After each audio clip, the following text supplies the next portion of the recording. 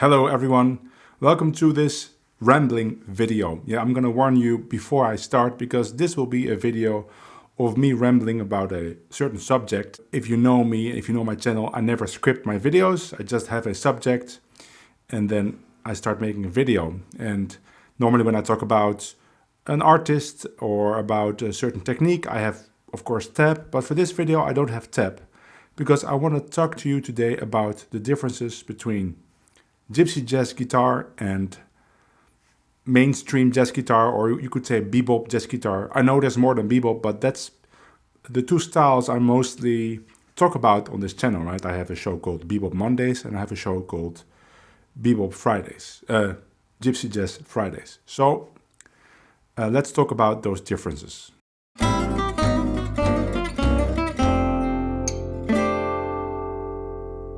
Before I do that, I want to bring all of you up to date about my upcoming book. The book is finished. That means the manuscript is finished, the artwork is finished. It just needs to go to a designer to do the layout, the final layout of the book, and it will be sent tomorrow. So I hope next week it will be finished. And then it can go to a printer and I'm gonna print physical copies. Now I'm gonna run a crowdfunding campaign starting next week. And the reason I'm doing that is to get the printing costs covered and the design costs. But the main reason is to get an overview of how many books I need to print, right? It's kind of a pre-order system. And it's also a good way to promote the book. Just a crowdfunding campaign usually works well for that. But I need to see where people are located because I have Tommy Davey who is helping me with all the behind the scenes stuff, doing distribution and taking care of communicating with the print facility. He's in the United States, and I suspect most of the people that are interested in my book are from the United States. So that is very easy for him. He can distribute from there, from his store. He has all the infrastructure for that. I don't expect there to be a lot of people in Europe. If there are, then I'm gonna arrange distribution in Europe as well, of course. If there's only a few people, I'm gonna send them out myself. So I don't have a good insight into what the shipping costs might be. So I'm gonna run the crowdfunding campaign, but also inform in the campaign that there will be a pledge manager after the campaign, and then you can calculate your shipping costs, and it needs to be paid separately because I don't know where people are located. But the crowdfunding campaign is to give me an impression of where people are located and how many books need to be printed. That being said, the reason I'm writing the book is because I've gotten so many requests over the past 2 years to write a book. Because people don't really have a good overview of the Van Hemert system just because of the amount of videos on my channel, and I understand it. It's very difficult to piece everything together. So I wrote this book, which is very logical in order. It starts from you can already play guitar, but you can't improvise on jazz progressions at all. And it should end at, okay, now I have a good level. Of course, in between that start and the end, it's gonna be hundreds of hours of practice, but at least you have a good systematic approach to spend your practice hours on. And then there is 9 videos that go with the book, and the videos are very important. It's recorded in this style, my YouTube style. I'm demonstrating everything. I'm improvising with everything I talk in the book, the shapes in the book on the backing track. So the videos are as important as the book. Let's start with the subject matter of this video. I don't consider myself to be completely in one style. My playing is a mix between the two styles, and that's easy to hear when you hear me play, and that's because I've studied both styles equally. I've started out playing only gypsy jazz on a gypsy jazz guitar. That is right there. I might pick it up to play something. But then when I bought this archtop, I started transcribing and studying players that played on an archtop, and many of them were bebop players. Not only guitar players, but also other instruments. And my channel is about that. So because I was writing that book and I was discussing subjects that would sometimes fall squarely within the gypsy jazz realm, sometimes within the bebop realm, but oftentimes also in both. So that started me on this path of trying to think of what the differences are according to me. I might be totally wrong. It could be it's just how I perceive the two styles, and not only playing it, but also working in it as a musician. So I didn't script, but I made a short list with points that I think we should talk about.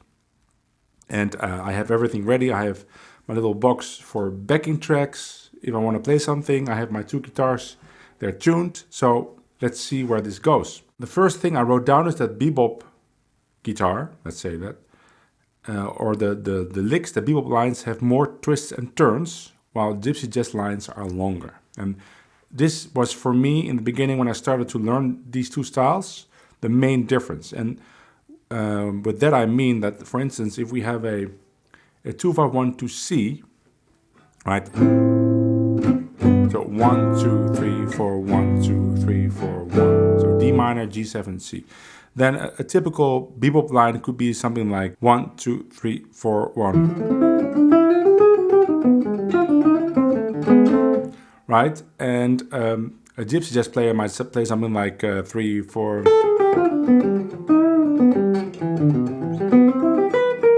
The first thing I noticed with the BeBop line is that it changes direction more often.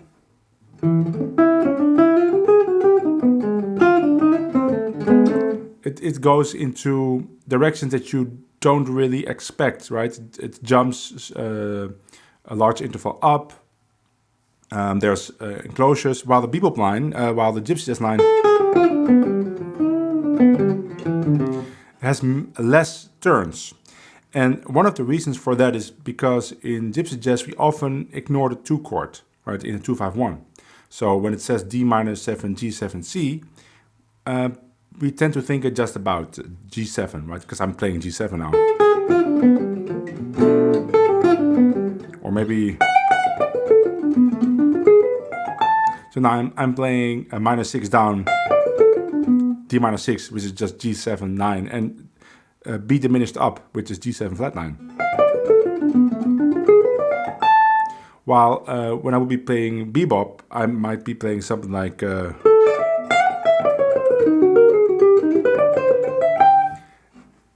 You could say the BeBop line sounds a little bit more sophisticated, but that is just an illusion. It's mainly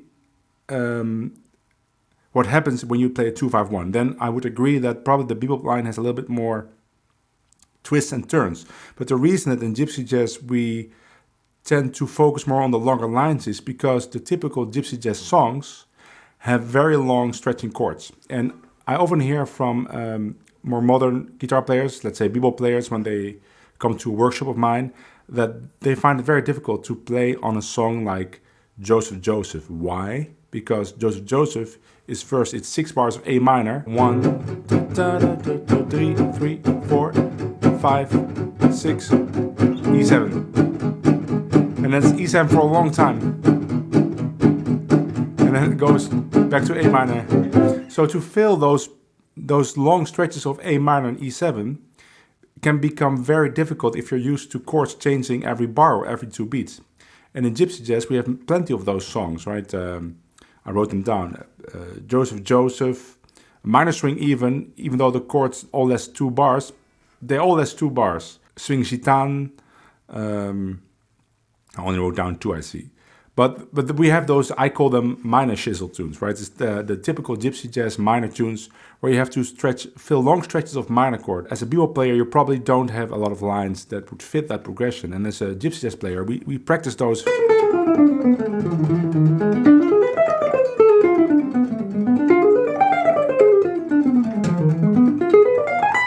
We practice those long stretches of a dominant chord. In this case was E7. And the way we do that is we learn to play diminished arpeggios really fast, stretching the whole neck, right? Let's say I play G sharp diminished. That kind of thing is completely normal to play for a gypsy jazz player, but a BeBop player, I don't really hear it, and maybe they don't like it, but I also suspect that doing stuff like this, it is actually pretty difficult to play that cleanly and fast. It took me a long time to be able to play those diminished runs clean, right? But once you are able to do that, it took me a couple of years actually, then a whole range of things open up for you, because it is a way to navigate the entire neck, to go from a low note to a high note pretty fast. And then you learn scales that fit with it, like the Phrygian dominant scale.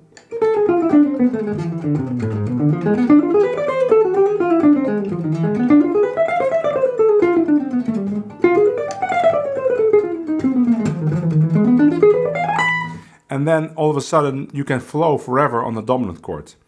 And the thing is, this also works, of course, in a typical bebop tune, because if you start ignoring the 2 chord, and now I come back to the point, if you start ignoring the 2 chord in a 2-5-1, you just have 2 bars of dominant chord, and that's the thing we really like in gypsy jazz, because now we can just play all our dominant stuff. So that is the first point, so let's hurry it up, because otherwise it's going to take forever. The second thing that is different, not according to me, but to many people, it is the phrasing. And I can see where this comes from. This mainly comes from the fact, I think, that gypsy jazz is played often on a guitar and a violin, right?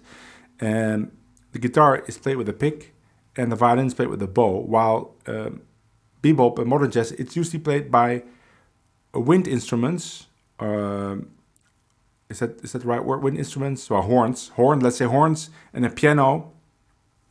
I'm talking about solo players. And of course, the phrasing is going to sound different because those instruments are different. If you start looking at the guitar players in bebop, they all sound very different. For instance, if you listen to Pasquale Grasso, who is a economy picker, right? So he sweeps up and down. And if you listen to the difference with another guy that teaches on YouTube, someone like Barry Green, who's all alternate, they sound completely different. You could say, oh, they phrase very differently, but it is actually linked to their technique.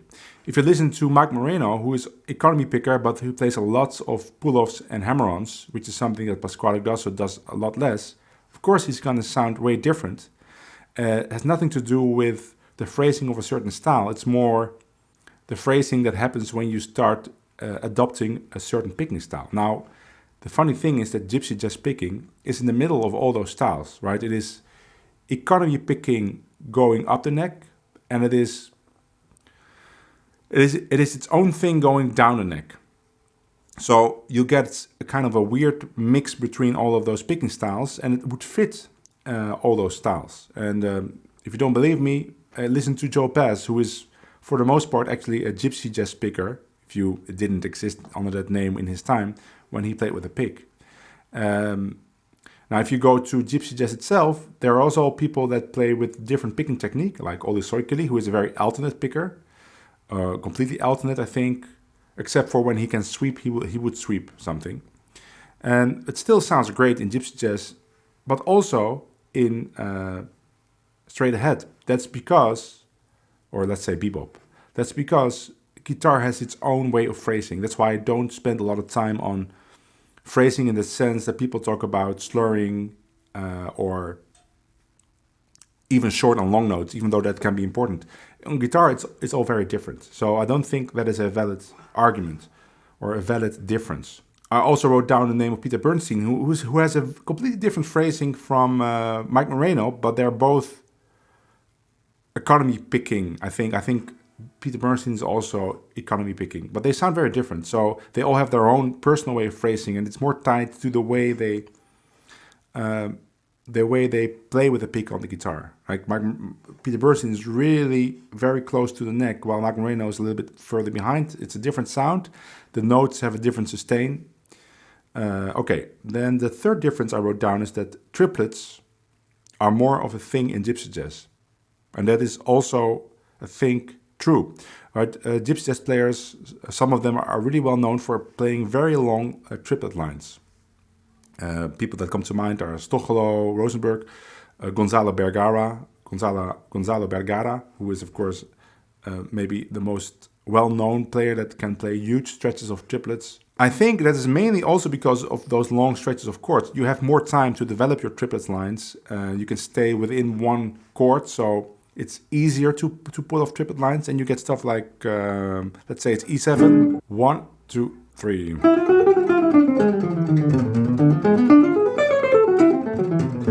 Or even stuff like, right, that kind of stuff it sounds a lot like gypsy jazz, and that's because you only hear it played by gypsy jazz players. But it sounds fine on the archtop, and it sounds fine on straight ahead standards. I do a lot. Another difference, big difference, is the comping, of course, and that is because, of course, gypsy jazz is based on having a rhythm guitar playing. Let me get the gypsy jazz guitar. So if you're a rhythm player in a gypsy jazz band, you're gonna play this rhythm kind of thing.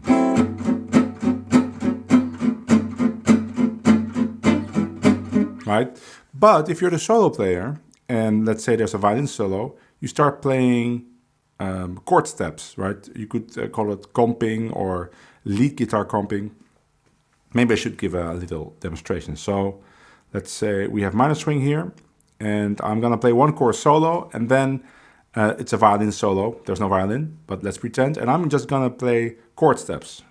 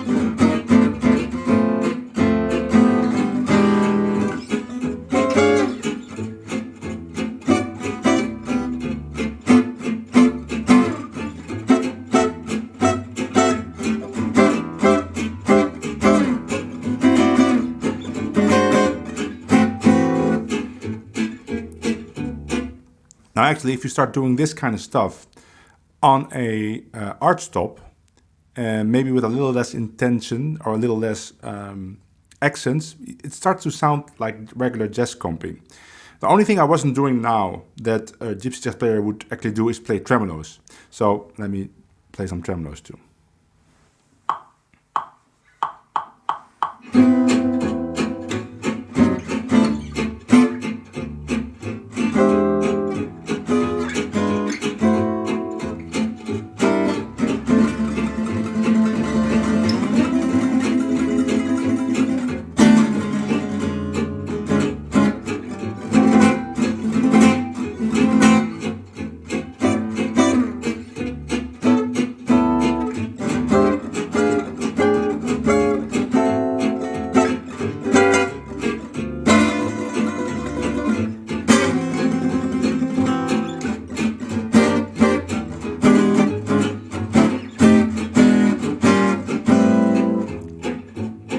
Now, like tremolos, they don't sound really nice on a archtop. But let me now switch to the archtop and do the same thing on archtop. I'll play one chord solo, and then it's a violin solo, and I'm gonna do this kind of comping, but I'm gonna tone it down a little bit, and then you hear it sounds pretty much like jazz comping. So people always ask me, what is the difference in picking? Well, the picking for me stays the same. I don't change my technique. The only thing is that I pick a little bit lighter on the archtop.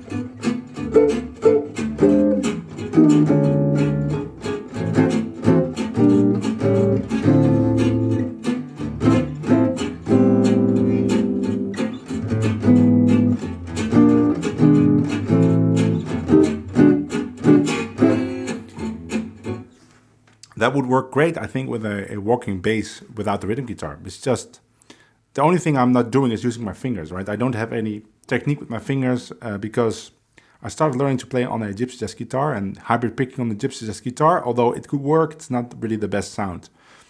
And I never worked on it. But there are guitar players that don't use their fingers that often. People like Peter Bernstein doesn't use his fingers that often. He's using more his pick, playing all those great sliding chords. What else? I wrote down that the average tempos are higher in gypsy jazz. And that is, I think, also because of the fact that a lot of those gypsy tunes have the same chord for a long time. So you just start playing it faster and faster and faster, right? And if you play a song like Argentine or something in BeBop, that song has so many chords that if you play it really fast, it can become really tricky. So that's why in BeBop, people tend to play everything at a slower tempo. I think that's one reason. Another reason is maybe because of the instrumentation. I think it's just it sounds less. I don't know. It's not as swinging anymore. If you start playing really fast with a drum and a saxophone, I mean, it could work, but it starts sounding kind of messy to me. And with gypsy jazz, because everything is so short in a rhythm, it still keeps kind of a clean sound. But it's just my opinion. I could be totally wrong about that. Now let's switch a little bit to the attitude I encounter in both worlds, because those are very different, and that's it's kind of controversial, but it's just what I experienced. So that might be the last thing I'm going to talk about. I have the feeling that the gypsy jazz community is a lot more open and a lot more accessible to people from all levels. And the reason for that is that I think you could view gypsy jazz as a kind of folk music in the sense that it belongs to a certain culture, right? It's the Sinti gypsy culture. It's where the music originated, and in those cultures, making music together was also a activity that you would do with a lot of people, right? Maybe 8 people would gather and they would start playing tunes. Of course, all based on what Django was doing, but it's kind of this culture of sharing music with the community that now has become even bigger. And the best place to see that kind of thing is if you would go to a festival. And it's not only the festival in France, the famous Django Reinhardt Festival, but it's also the festivals in the UK or the festivals in the US or in Germany. There's the artists that are playing on the stage, but then there's also a lot of gypsy jazz players that just go there to meet other gypsy jazz musicians from all levels, right? From beginners to super pros. Among those, also the artists. So what happens is there's the concerts, but then there's also the jams, and they go on all day, all night. And people of all levels are jamming. Now, of course, people of the higher levels will find each other, and people of lower levels will find each other, but sometimes they mix a little bit. But it's just a very, on the whole, friendly atmosphere. Now, in BeBop, I haven't really encountered this. When you go to a BeBop session, a certain level is expected, and if you don't have that level, then there's really very little chance for you, or reason even for you to go on stage and jam. It's just, you'll make a fool out of yourself. People will feel don't want to play with you. You will feel like you are an intruder. And I'm not saying this is the case everywhere, but this is the case in many BeBop sessions I've been to or I've experienced. Now, it has its advantages and its disadvantages. The advantage of it is that usually when you go to a BeBop session, you will really listen to some high-level players, some high-level music. It can be very inspiring. You can learn lots of stuff. And in gypsy jazz, it can go horribly wrong because somebody might join a very high-level jam session and not be aware of any of the unwritten rules, like don't take very long solos, don't play rhythm too loud, and that person might actually ruin the session that was going on, that people were enjoying listening to and playing in. If you want to know more about that, I made some videos about etiquette for jamming. So there's pros and cons, but on the whole, I think there's more pros to this open attitude in gypsy jazz. And a big pro of it is that you have the chance to develop yourself. You can just go to a festival like the festival in France or in the US and jam all day, all night, and get a lot of mileage, a lot of kilometers on your instrument, playing, learning songs, learning phrases, getting your rhythm together. That's just much harder to do when you play bebop. You need to develop this level in some way, maybe with backing tracks, but probably you won't get there. You need to have friends that also need to develop. It's a lot harder to get there. That's why there's probably a lot less high-level bebop players than there are high-level gypsy jazz players. It's just because of this culture, which could also be an advantage because now you keep it a little bit more exclusive, although I'm not a fan of that. I think everybody should have the chance to get a high level if they want to get a high level, right? If they are willing to practice. So it's a shame or not. It depends a little bit on your outlook on the whole thing. And the last thing I want to say is the main difference, of course, is the difference in instruments, right? Like I said, drums, horns in bebop, and guitars and violins in gypsy jazz, which also might contribute to this open feeling, right? Because gypsy jazz you can play outside, you can bring your instruments, violin, guitar, clarinet, bass. But for bebop, if you need drums, it's going to be more difficult. Maybe the guitar needs to be amplified, you need electricity. So that also makes it more difficult to get a jam together. So then I can also understand that when you have a jam together, you want to keep it at a certain level. That was it for my rambling. I hope you enjoyed it. It was also a good opportunity for me to try out my new lights. I hope you like them. I bought the RGB lights. I can put them to any color, but I decided to have blue and orange today. Please check out my crowdfunding campaign next week. I will announce it, of course, on this channel, on Facebook, on Instagram. If you're interested in my book, then you could join the crowdfunding, or you could order it later next year, because the book will probably be in circulation after the crowdfunding also. I will see you probably tomorrow for Gypsy Jazz Fridays. I hope I can make it. I have so much stuff to do still for the book. Proofreading has been done, but it needs to be proofread one more time before it goes to the designer. So I might not have time to make a video tomorrow, but then I will do it in the weekend, and it will be a Gypsy Jazz weekend instead of Fridays. Until then, bye.